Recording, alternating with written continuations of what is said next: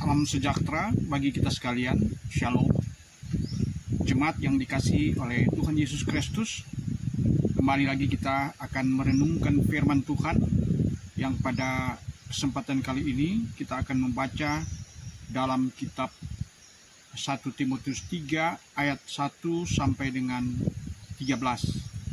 Sekali lagi, 1 Timotius 3 ayat 1 sampai dengan 13, yang dalam perikop kali ini ada dua judul yang diberikan oleh Lembaga Alkitab Indonesia. Yang pertama adalah syarat-syarat bagi penilik jemaat, dan yang kedua syarat-syarat bagi diaken. Bunyinya adalah demikian. Syarat-syarat bagi penilik jemaat. Benarlah perkataan ini, orang yang menghendaki jabatan penilik jemaat menginginkan pekerjaan yang indah. Karena itu penilik jemaat haruslah seorang yang tak bercacat, suami dari satu istri, dapat menahan diri, bijaksana, sopan, suka memberi tumpangan, cakap mengajar orang, bukan peminum, bukan pemarah, melainkan peramah, pendamai, bukan hamba uang. Seorang kepala keluarga yang baik, disegani dan dihormati oleh anak-anaknya. Jikalau seorang tidak dapat mengepalai keluarganya sendiri, bagaimanakah ia dapat mengurus jemaat Allah?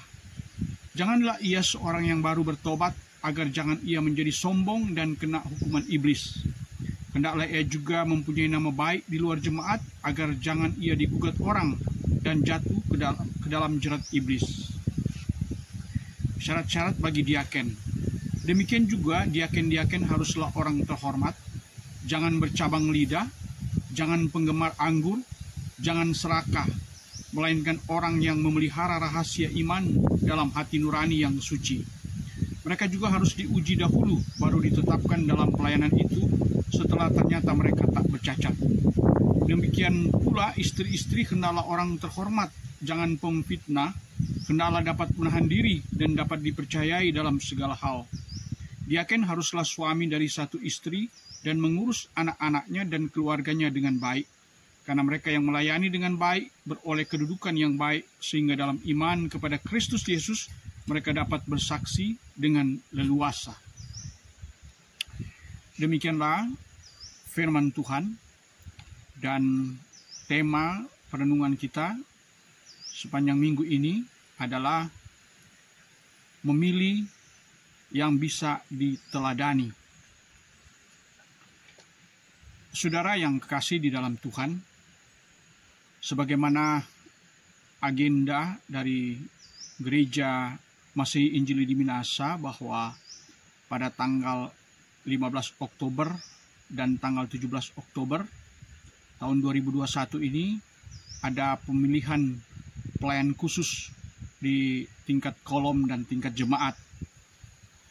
Untuk kolom akan memilih diaken dan penatua, sedangkan di komisi pelayanan kategorial untuk pria kaum bapa, wanita kaum ibu, pemuda, remaja, dan anak sekolah minggu akan memilih ketua atau penatua bersama-sama dengan anggota komisi lainnya.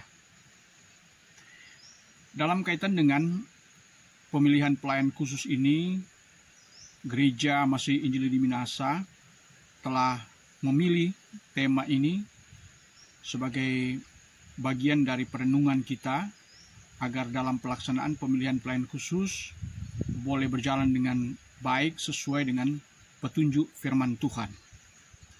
Kalau kita membaca tadi tentang bagaimana syarat-syarat bagi penilik jemaat dan juga syarat-syarat bagi diaken, maka di dalam pembacaan tadi kita melihat bagaimana seorang Rasul Paulus yang memberikan suatu petunjuk bagi Timotius, di mana Timotius ini adalah murid Paulus. Bahkan juga dia dianggap sebagai anak oleh Paulus, karena ia adalah seorang yang dapat dipercaya Timotius ini masih muda, ibunya adalah seorang Kristen Yahudi bernama Eunike, dan dia memiliki seorang ayah dari Yunani, turunan Yunani, dan mereka berasal dari Listra. Dalam perjalanan Paulus, Timotius mendampingi, dan kemudian Timotius ditugaskan untuk memimpin suatu jemaat, dan sampai akhir hayatnya dia berada di Efesus. Saudara yang kasih, apa yang kita baca tadi merupakan suatu kriteria, suatu persyaratan untuk memilih seorang pelayan Tuhan. Dalam hal ini adalah penilik jemaat atau pengawas, dan diaken atau seorang pelayan meja dalam istilah Alkitab. Di dalam dua tugas pelayan ini ada hal yang kita perlu perhatikan. Pertama, penilik jemaat, dalam hal ini penatua, adalah seorang yang dipercayakan untuk melayani firman. Sedangkan seorang diaken yaitu melayani kebutuhan jasmani. Jadi ada dua hal yang kita lihat. Pelayanan penatua difokuskan atau dititik beratkan pada pelayanan firman, dalam hal ini kejiwaan, dan untuk diaken adalah kebutuhan jasmani. Jadi antara kebutuhan rohani dan kebutuhan jasmani itu harus ada keseimbangan, dan itulah dua tugas oleh penatua dan diaken yang dulu dikenal dengan syamas, di mana saling membantu. Bukan berarti seorang penatua hanya menitik beratkan saja kepada pelayanan firman, tapi juga dia harus membantu juga tugas dari diaken. Sebaliknya juga begitu, diaken bukan berarti karena tugasnya lebih pada fokus pada kebutuhan jasmani, tapi juga dia membantu dalam tugas-tugas dalam pelayanan rohani. Jadi saling membantu meskipun ada tugas-tugas khusus. Dan apa yang juga kita lihat dari pembacaan tadi, ini adalah suatu model, ya, suatu pola tentang seorang pelayan, dalam hal ini penilik jemaat atau juga penatua dan diaken. Dalam kehidupan sehari-hari tentu kita bisa melihat figur seseorang.